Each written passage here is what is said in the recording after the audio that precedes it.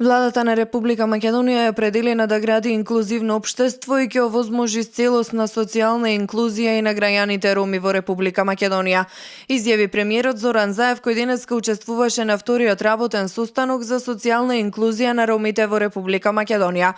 Во своето обраќање истакна дека проблемите не познаваат националност, вера или друга различност. Ако тргнеме од прашањата кои се важни за овој состанок, треба да констатираме дека домувањето, поседувањето лични документи, вклученоста во образованието и културата, вработувањето и здравственото осигурување или малолетничките бракови засегнуваат граѓани. Ние, на граѓаните на Република Македонија, така гледаме низ нивните заеднички потреби и изнаоѓање квалитетни решенија што ќе одговараат на потребите на сите. Но факт е дека најзасегнатите за посочените прашања се граѓаните роми.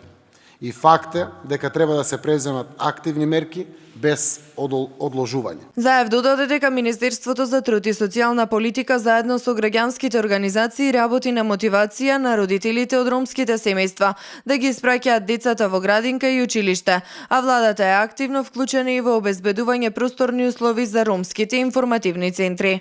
Според достапните мапи на податоци за лица што се соочуваат со недостиг на лични документи и евиденцијата во матичната книга на родени и потврдување на состојбите на терен, ќе ги заокружиме податоците што треба да ни овозможат темелен пристап во решавањето на овој долгогодишен проблем. Затоа што тоа не е проблем само на граѓаните роми, туку е проблем и на државата. Исто, како што не е проблем само на граѓаните роми, туку и на државата, редовното предшколско и училишно образование на децата роми, кои, ако имаат соодветно образование, полесно ќе обезбедат и свој простор на пазарот на трудот.